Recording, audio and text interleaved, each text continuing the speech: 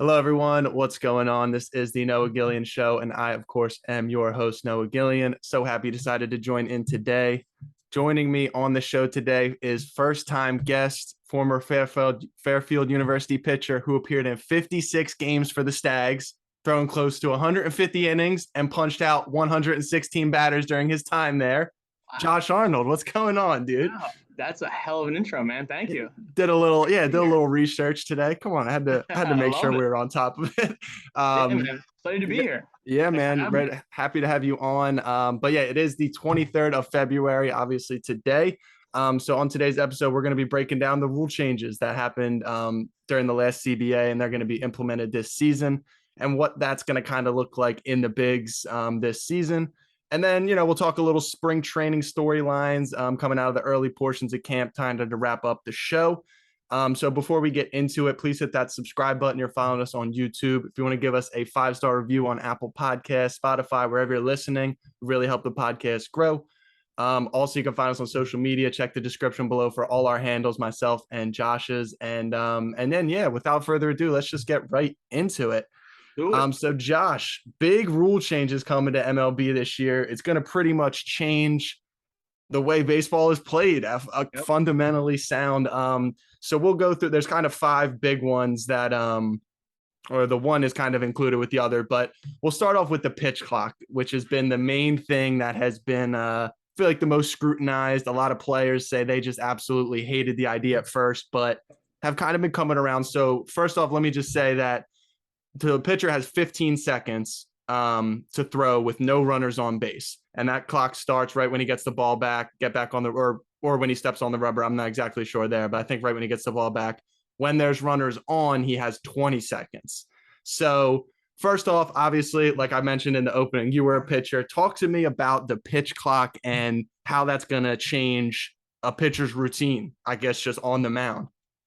So, I mean, for me personally, I was a guy who liked to work quick. I got in a rhythm and I just went and, as soon as I got the ball, I was back on the rubber and going. But for Mm-hmm. other guys, a lot of guys get the ball back and they take their time, take a deep breath, think about the next pitch, really, use their mind and try and beat the hitter that way. Right, right. Whereas, like, it's just, I think it's going to be a big change this year for some guys, like, like for example, Luis Garcia, who has to change his windup now. Guys Mm-hmm. like that have, big changes going on. It basically, the reason they're doing it is it basically prevents a pitcher. It's what's known in the baseball world as a human rain delay, a guy that just takes forever in between pitches, and it makes the game almost unwatchable.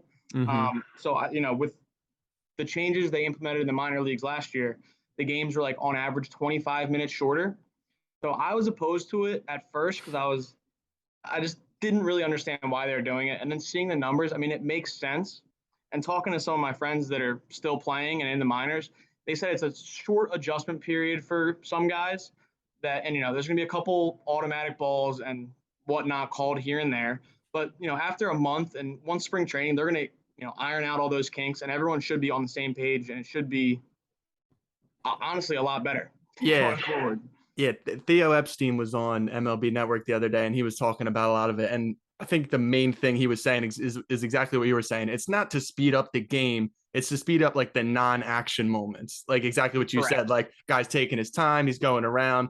But then you hear a guy like I remember they were doing an interview with Max Scherzer, and he was saying, like if it was up to me, I'd be working fast all the time. And he said he feels like pitchers inherently want to work fast, get in a rhythm, and just be able to go. And so I think that's going to be really good. I think one thing that they brought up, which I thought was really a good point too, is with the pitch clock, you don't really have the time anymore to like dwell on a pitch or a Right. swing or something like that. So if you make a bad pitch or you miss your spot bad, or a hitter in a certain state just gets totally fooled, you don't have that time to like walk around, adjust your gloves, go down, do all Yep. that stuff. So you kind of just have to flush it, get right back in the box and go. So I kind of think that is like going to be a little subliminal thing that could be, big for pitchers and hitters both. I think that part of it is going to be tougher on the hitters in that regard, because the hitters, are waiting to call time. They like to, step out, check the third base coach, all that kind of stuff. Yep. And I think some guys are going to feel rushed, in a sense, to start the season at least. Yeah. So it will be interesting to see Yeah, I agree. how some of those guys react. Yeah, it's gonna be interesting. I know, just like watching like Bryce. Bryce Harper has this. He's got the routine where he's Yep. got to do the shake, Yep. got to do the gloves, everything. So I think that's gonna be interesting to Someone see. like Soto. Yeah, Soto, it might have an issue. It might not be that many Soto shuffles anymore. You don't. Who yeah. knows? You Oh, never know. I didn't even think about that. Oh, Yeah. so yeah, well, no, we'll definitely have to check that. But that's going to be awesome. Like you said, I think spring training, at least the first couple of weeks, is going to be there's going to be a lot of faults going both Oh yeah. ways. So you kind of mentioned it already, but just to kind of spell it out, you said if a pitcher violates the pitch clock, an automatic ball is going to be charged, even if it's 3-1. They get charged for a ball. Batter gets first base no matter what. If a hitter violates the clock, I think he has to be ready in the box by 8 seconds. So if it's after that, automatic strike. Like I said, it's kind of same thing. Even if there's 2 strikes, going to be striking out. Little caveat too: the hitter's only allowed to call a timeout once per at bat, which I like too. I feel like that's going to be a good way to kind of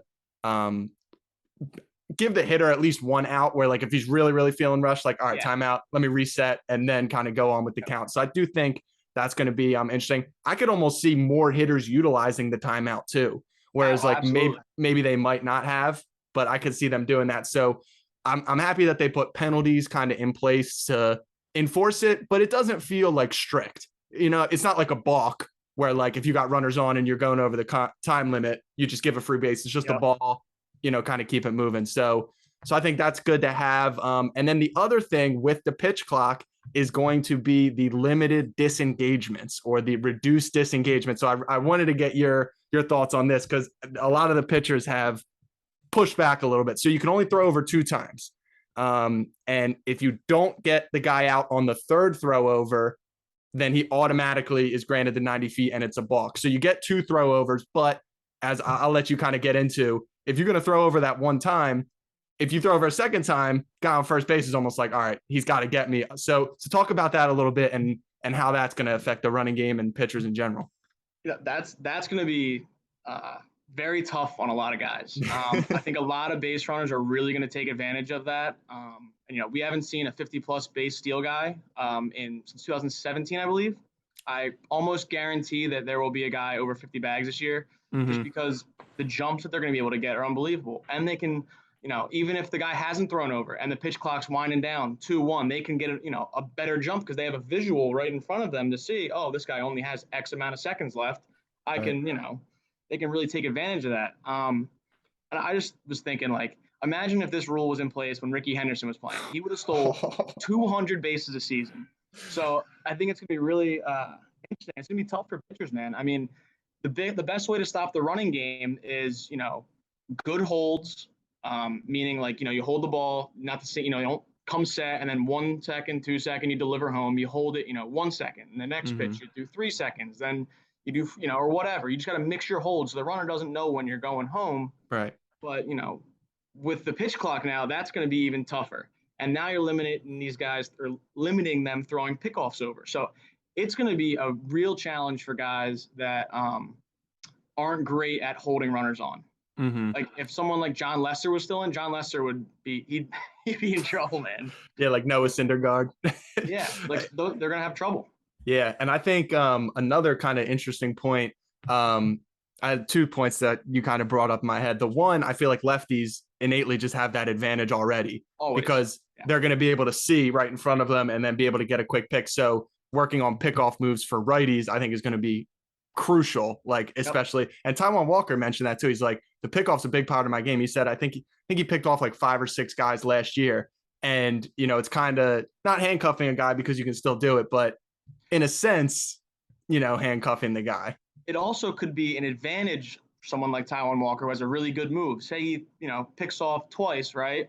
And then the runner knows in his head, okay, I can get a little bit bigger lead here. If she doesn't get me, he can balk. And then, if you use your B move, or as they say, on the first 2, and then you use your A move on the 3rd one and you get the guy, like it's kind of be like a little mind game between the pitcher and runner, which I'm excited to see. Yeah, I think it's going to be, with any new rule, there's going to be loopholes and just like ways guys, use it to kind of gain an edge and all that. The other thing that kind of brought up to my mind is the impact of catchers now. The ability to control the running game with pop time. Obviously, JT Realmuto is the best in the bigs at doing that. But, other guys like I was listening to a podcast where Stephen Vogt was on, and longtime catcher, he just retired, and he even mentioned he's like, I don't have a good arm. He would straight up tell his pitchers like, you got to give me a chance, like getting the ball to the plate, and then I got to work on my agility and my quickness and go. But my arm. So I do think that's going to kind of be an interesting thing as well. Like, how much do teams kind of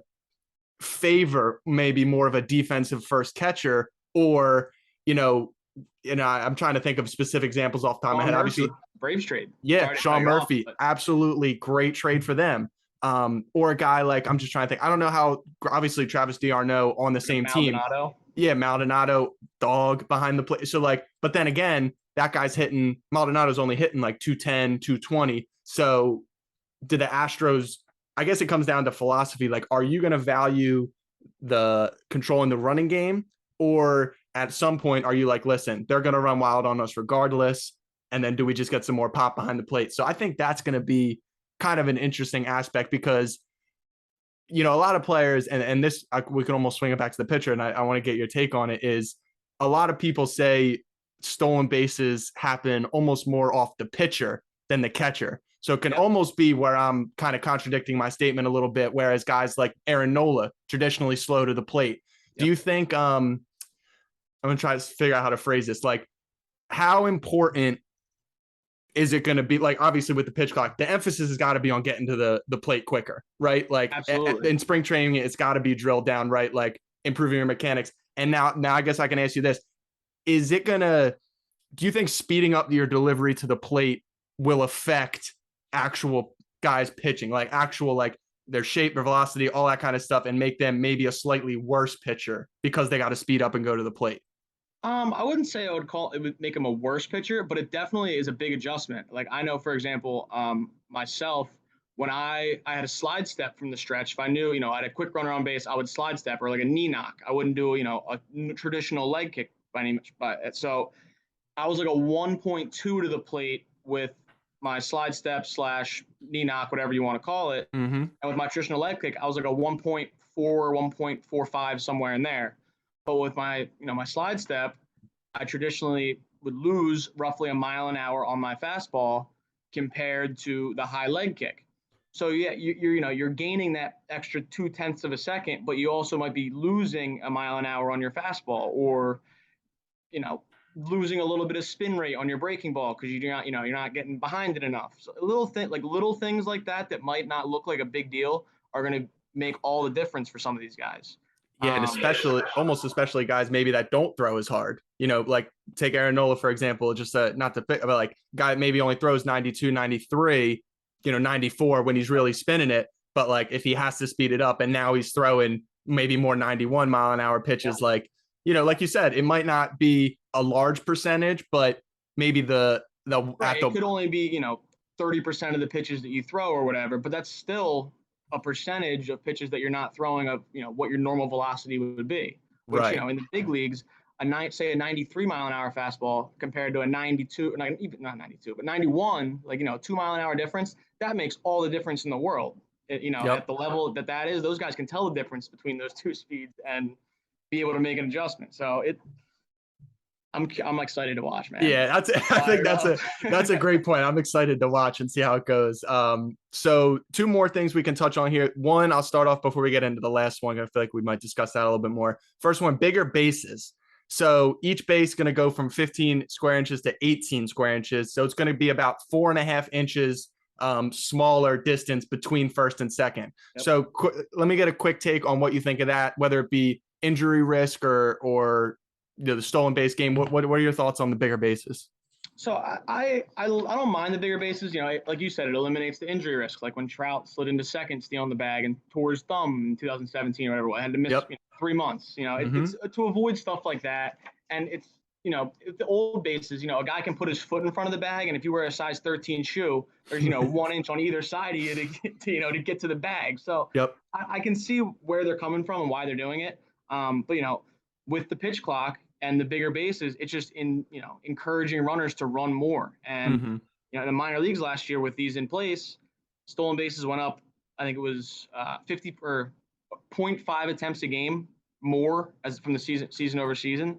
So I just think that, the guys like, the Trey Turners and, if John Birdie gets consistent at bats, or if someone like Asturi Ruiz gets, major at bats for the A's, Mm-hmm. those guys can go for, 55, 6, maybe not Trey Turner, but, Asturi Ruiz can go for 70 steals if he, gets 500 at bats or whatever. Right. So they're just giving you more incentive to run the bases with the bigger bases, the pitch clock, the restrictions on disengagements from the rubber. They're basically just trying to make the game more action-packed in a shorter amount of time, Yeah. which the average fan can, get behind. Some traditionalists probably aren't too thrilled about it, but I think it's a good thing for the game that, things are changing. Yeah. And the best part about it was, again, I'll reference the Theo Epstein thing I was watching because they did a great job explaining it. It was on MLB Network. It wasn't even so much that it's more steals, it's more attempts. And that's and he said like that was one of the things that, fans love to see is the stolen base attempt, because it's one of the, obviously the quickest plays in the game. Obviously you got a guy running, bang, bang play. And, everyone loves a stolen base. I mean, because moving parts, man. Yeah. Exactly. And at the end of the day, more than likely most guys, I mean, JT is crazy because he throws out like 46% of the runners, but like, I think the MLB average is somewhere around like 26, 27%, like somewhere around there. So like, it's obviously not a sure thing already, but it's became like such a science. Like guys are like, okay, you only, make 65% of the time, like your steals that you're making. Well, we're just not going to run you anymore unless there's a slow pitch on like a Noah Syndergaard on the mound. But if you can, clear a certain threshold, then you can go. Whereas now I think a lot of maybe like, Kyle Schwarber, for example, stole 10 bags last year. You know what I mean? But whereas like more like that build of guy will take off and we'll sneak a couple here and there. Exactly. Yeah, absolutely. And I can't wait to see that.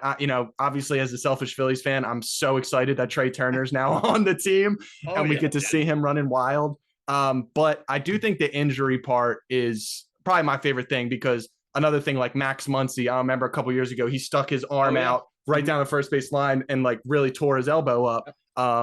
What was the I'm trying to think of it. It helps the pitchers getting over it, like on a ground ball to first base when a pitcher has to cover. If if it's a bang bang play, you're not looking exactly where you're planting your foot on the bag. You're just trying to find the bag.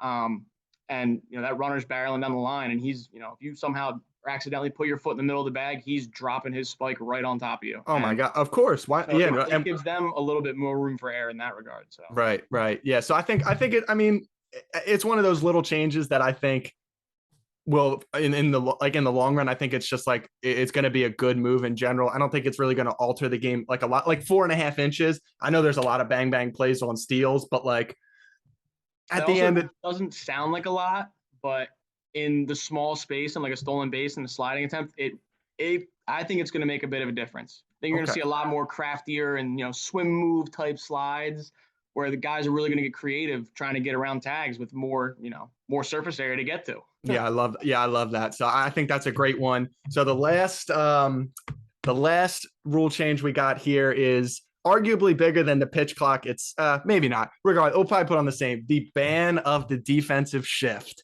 So real quick before we get into it, so what they did is they said the defense must have 2 players on each side of second base in the dirt.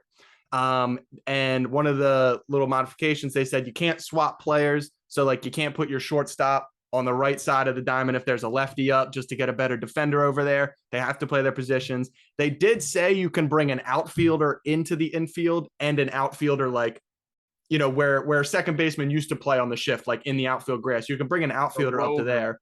Yeah, exactly. But you're not, all that space behind him's gone. Like you can't stick Manny Machado out in short right field and, do that. So let me get your take on the ban, the shift ban, and what you think that's going to have an impact with.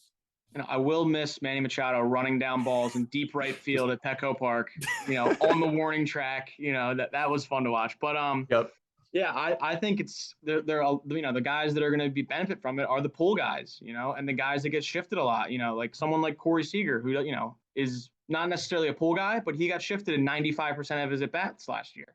So another guy, Kyle Tucker, got shifted 91% of his at bats. Mm-hmm. I think guys like that get got shifted a crazy amount are going to be at the biggest advantage to this and also guys that rope the ball on a line to the pull side, like those guys, Corey Seager, Kyle Tucker, like they're roping the ball into the short corner, and the guy second base in the outfield. So, and a lot of those balls that those guys are grounding out onto the second baseman, that second baseman's 30 feet into the outfield grass too, catching that hop. So like, yeah. I mean, it's going to be a huge difference. And, it's the batting average of the entire MLB as an average last year was the lowest it's been since 1968, which was the year of the pitcher.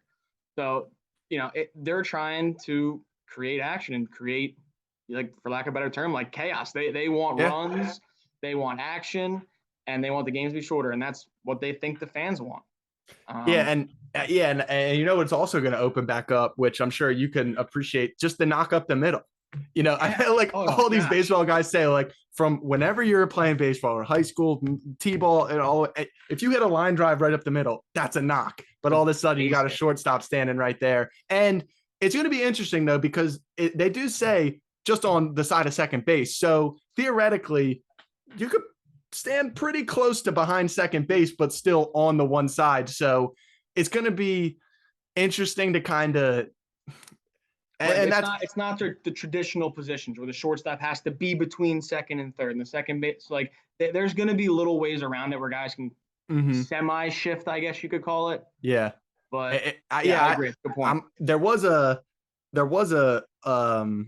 suggestion. It was like the pie slice rule. I don't know if you heard of that. It was like behind second base, it was almost like a V, like out, where you couldn't get like right behind second. So you had to be kind of close. I thought that was an interesting point, but I think, and maybe, who knows, maybe a couple of years they do go to something like that. But I do think now, I've kind of been battling with, like, I don't know if I like banning the shift, because I feel like I kind of equate it to like the NFL. Like, well, what if you just ban like a certain type of defense? Because then, like, certain formation. Yeah, exactly. Right.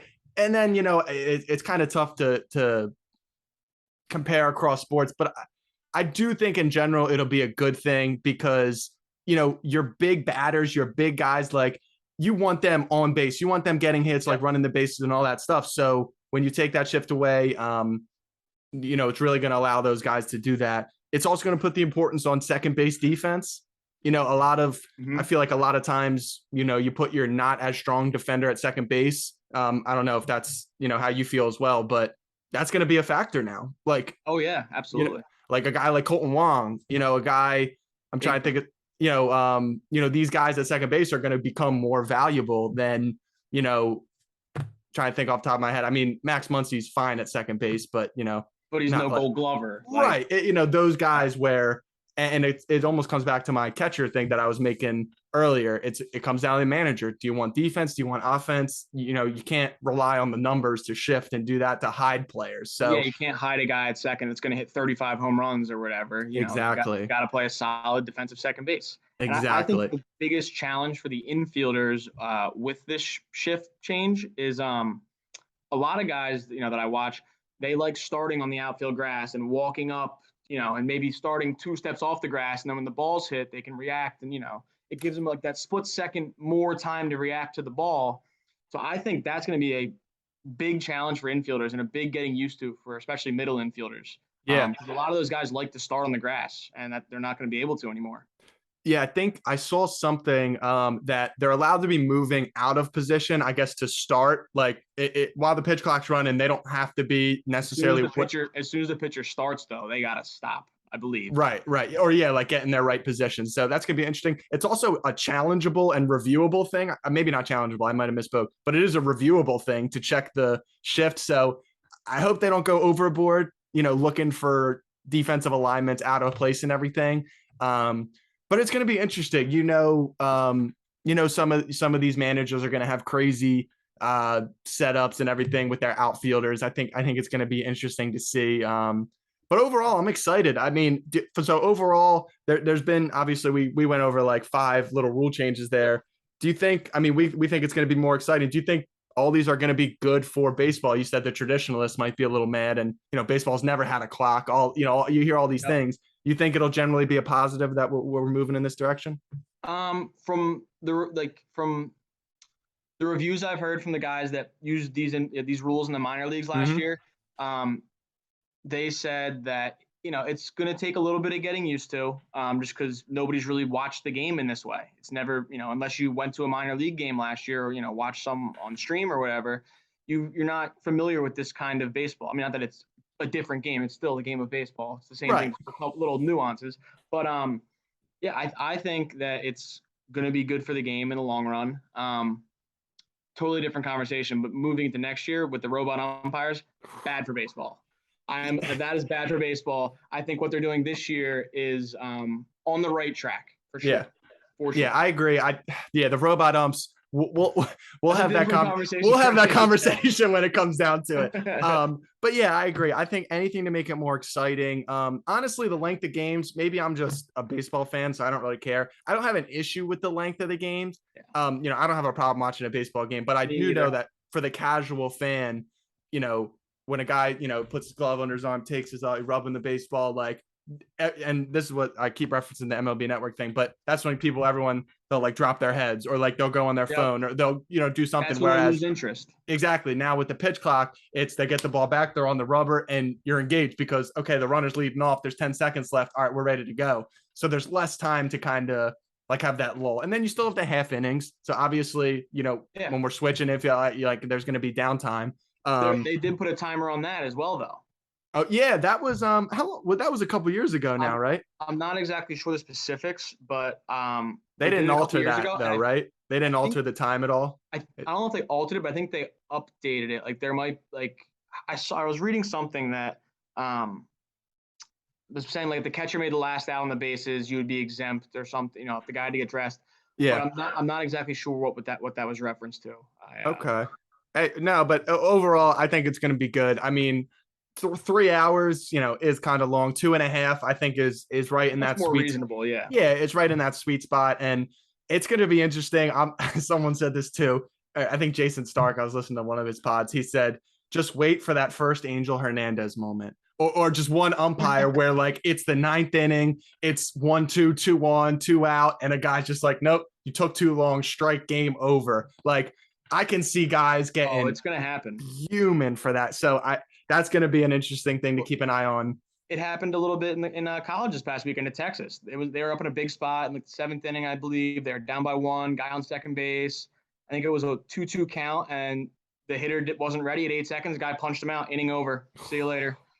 Moving on. That's got to be a tough way to go. Yeah. So I mean, it's that definitely is going to be a case this year where a hitter is not ready within the 8 seconds and is going to get punched out to end the game. And yeah. So it's not going to be happy. Yeah, it's going to be interesting. But overall, I think we both agree it's going to be a positive outlook for the MLB this year. So to wrap up the show, me and Josh just wanted to hit on a few spring training news. Spring training camps opened up over the last week or so, depending on where the team is. So first off, let's get to one of the bigger storylines today.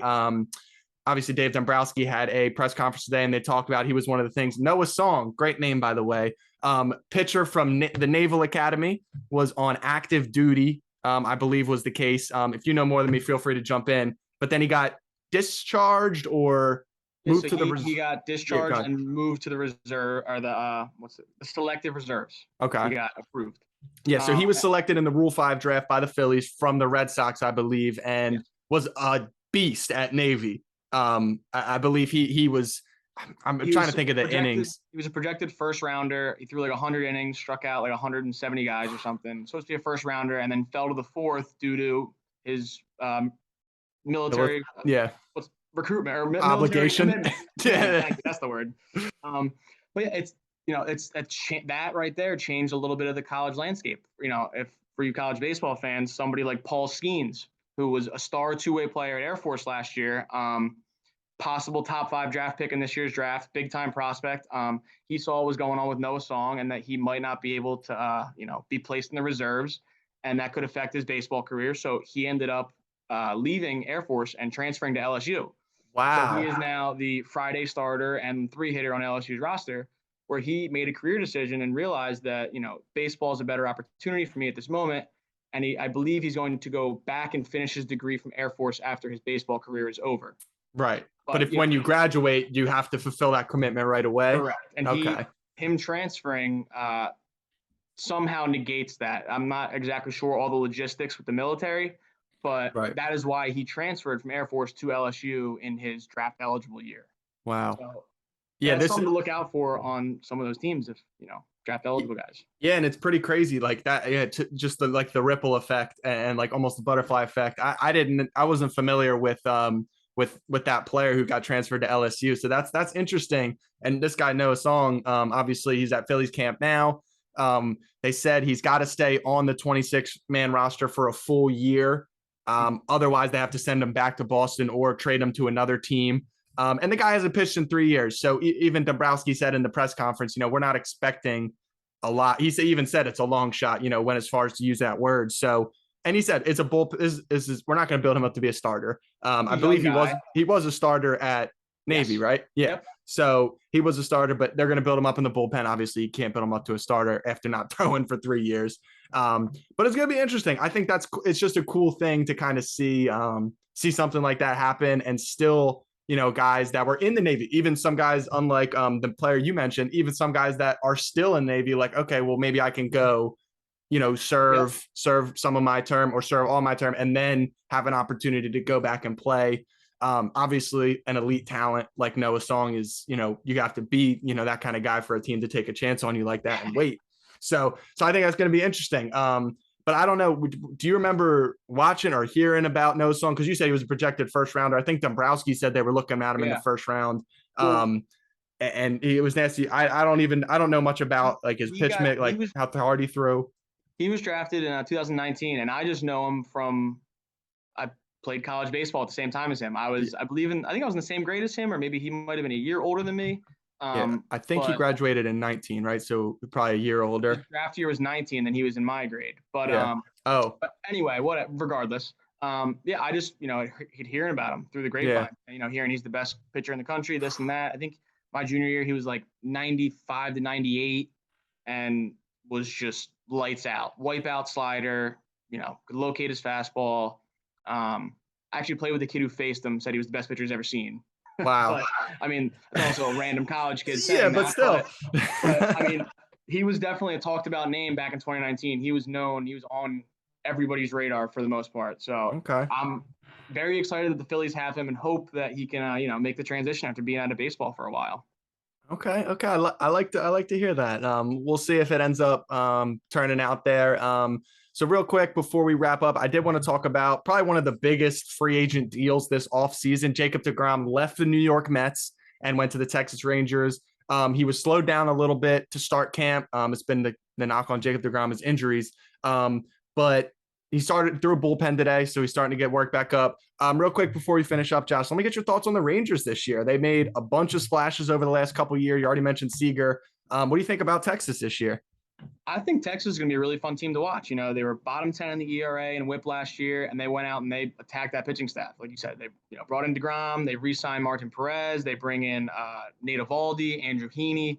They really went all in on pitching. And, as you see, they have the bats with Seager and Semien. They have those guys, and the younger Josh Jung's coming up. Yeah, Josh Young, Nate Lowe, yeah, all those guys. So, they no shortage of bats. But aside from the pitching additions, my favorite additions they made were bringing Bruce Bochy back out of retirement, people calling him the baseball guru and a well-loved manager, 3-time World Series champion with the Giants. I think that's going to be huge for them. And also bringing Greg Maddux in as an independent consultant to work with the pitchers.